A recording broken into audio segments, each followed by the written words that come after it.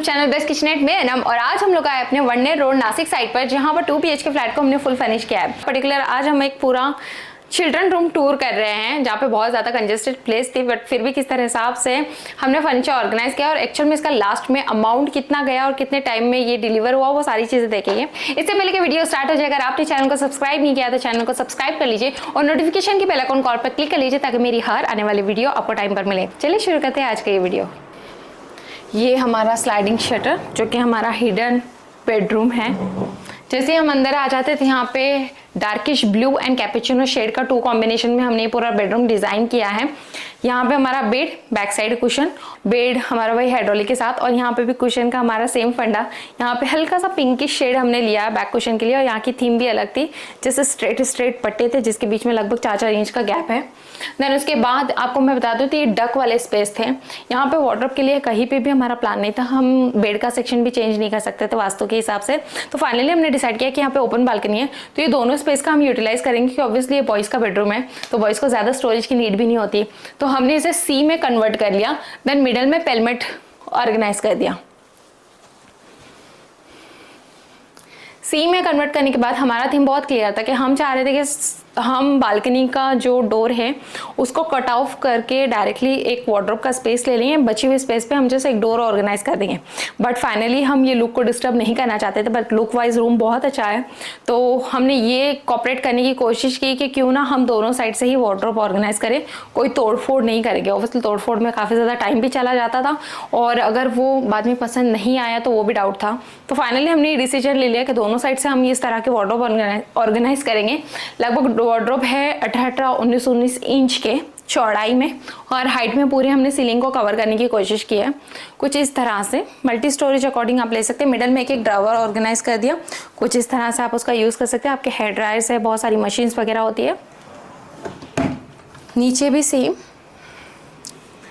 Theme continue की है, बस यहाँ पे एक कोशिश ये की है कि बैक साइड में पिलर गया है, कुछ इस तरह से आप देख सकते हैं।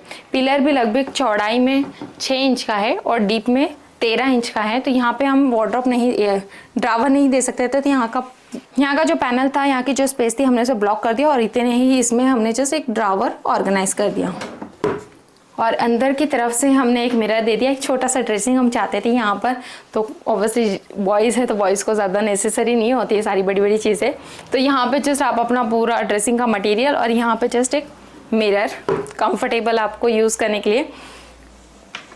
देन लास्ट वाला बॉक्स आपके स्टोरेज के लिए, और ऊपर का पूरा लॉफ्ट वाला एरिया आप अपना मल्टी स्टोरेज अकॉर्डिंग यूज़ कर सकते हैं। लाइक आपके हैवी लगेज है और जो भी चीज़ है आपकी, वो आप ऊपर स्टोर कर सकते हैं। यहाँ पे पेलमेट का बहुत ज़्यादा ख़ास ऑप्शन ये होता है कि आप अंदर से देख लो, हमने ऊपर की तरफ भी उसे डार्क लैमिनेट लगाया है पूरी प्रॉपर फिनिशिंग के साथ, ताकि लुक वाइज अच्छा लगे। ऑब्वियसली आपको यूज़ करना है, वहाँ पे कोई देखने वाला तो नहीं है, बट चीज़ अच्छी बननी चाहिए, लाइफ लॉन्ग बननी चाहिए, ताकि इस तरह से अगर आप प्लान करो तो काफ़ी अच्छा प्लान हो सकता है। ऑब्वियसली अगर यहाँ पे हम जस्ट पाइप होल्ड करते थे तो लुक वाइज नहीं अच्छा लगता था, जब इतना अच्छा किया है तो एक छोटी सी चीज़ के लिए बिल्कुल नहीं। तो इस तरह से आप पेलमेट ऑर्गेनाइज कर सकते हैं अपने सारे कर्टन्स के रॉड को हाइड करने के लिए। तो एक और ख़ास बात, आप इधर आइए तो मैं इधर एक्सप्लेन करती हूँ, चलेगा? ये थोड़ा थोड़ा नेचुरल आना चाहिए उसमें। एक और ख़ास बात, वहाँ से आप देखोगे तो वॉशरूम का एंट्रेंस है, तो वहाँ पे हमें कहीं पे साइड टेबल के लिए स्पेस नहीं है।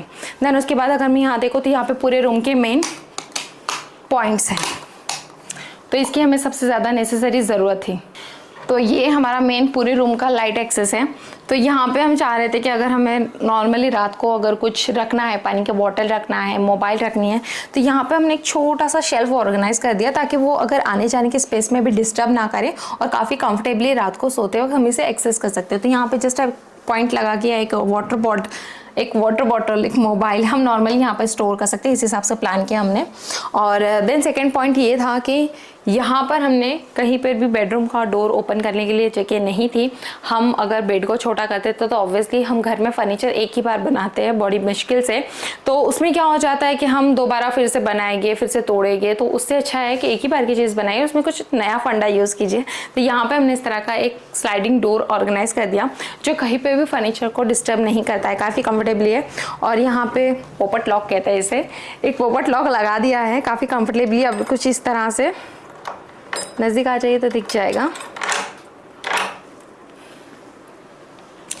इस तरह का एक पोपट लॉक होता है जिसकी खटकी जस्ट बाहर की तरफ आके इस हुक में अटक जाती है। देन काफ़ी कंफर्टेबली आप इसे एक्सेस कर सकते हैं। ये दोनों साइड से है और ये ज़्यादा शो नहीं होता। तो अगर घर में है, अपने आप को यूज़ करना है, तो कुछ इस तरह का लॉक आप अपने बेडरूम में यूज़ कर सकते हैं। बाकी मेन डोर के लिए बात नहीं कर रही हूँ मैं। और इस तरह का हमने पेलमेट कवर कर दिया ताकि जिस ग्रिप पे, जिस चैनल पे ये स्लाइड हो रहा है वो शो ना हो, तो लुक वाइज काफ़ी अच्छा लगता है। वही सेम थीम के अकॉर्डिंग इस तरह का पेलमेट ऑर्गेनाइज करते हैं। तो अगर इस पूरे प्रोजेक्ट की अगर आप थीम जानना चाहोगे तो सबसे मेन बात कि एक बेडरूम को डिलीवर करने के लिए लगभग हमें 10 से 15 दिन लगे थे, क्योंकि होममेड प्रोजेक्ट था। मतलब ये अपनी जगह पे पूरा परमानेंटली फिक्स है। और प्लाई की बात करेंगे तो BWR, क्योंकि इसका मैंने पूरा ही डिस्क्राइब किया है डीप में। तो आप प्लेलिस्ट में बिफोर शूट देख लीजिए, तभी यहाँ पे रनिंग था प्रोजेक्ट, तब उस वक्त मैं पूरा मटेरियल एंड ऑल सब कुछ डिस्क्राइब किया है। अगर आप भी अपने घर के लिए कुछ इसी तरह का कलर पैलेट देखना चाहते हैं या फिर डिज़ाइंस देखना चाहते हैं, साइजेस देखना चाहते हैं, बजट जानना चाहते हैं, तो मैं कहूँगी सबसे पहले आप 3D प्लान कीजिए। बिकॉज 3D में आपका जस्ट 1000-2000 रुपया जाता है, लेकिन घर का एग्जैक्ट कोटेशन, मटेरियल, साइजेस, सारी चीज़ें आपको कन्फर्म हो जाती है। तो डिज़ाइन के बाद आपको कोई ये नहीं कह सकता कि आपका बजट इतना जाएगा, क्योंकि लोगों के कहने में और एक्चुअल जो डिलीवर करने वाला है वो क्या दिखा रहा है उसमें काफ़ी ज़्यादा क्लियर कंफर्मेशन हमें मिल जाती है। तो फाइनली आज हम अमाउंट की बात करेंगे तो ये पूरा ही प्रोजेक्ट हमारा 1,50,000 में कंप्लीट हुआ है, ये बेडरूम वाला प्रोजेक्ट। तो अगर आप अपने लिए प्लान कर रहे हैं तो ऑब्वियसली आप नीचे दिए गए नंबर पर डायरेक्टली कांटेक्ट करके डिस्कस कर सकते हैं। और हाँ, अगर आप नासिक रोड या नासिक लोकेशन में रहते हैं तो आप हमारे EC मतलब एक्सपीरियंस सेंटर पे विजिट कर सकते हैं, जहाँ पे डिफरेंट टाइप के सारे फर्नीचर्स के हमने डेमोज लगाए, जहाँ के देख कर एक्चुअल लाइफ फील करके आप काफ़ी ज़्यादा आइडियाज़ देख सकते हैं। उम्मीद करती हूँ आज का वीडियो आप लोगों को पसंद आया होगा। चैनल को सब्सक्राइब कीजिए, वीडियो को लाइक कीजिए और जितना चाहे उतना शेयर कीजिए। मिलता है अगले नए एपिसोड के साथ, तब तक के लिए बाय बाय।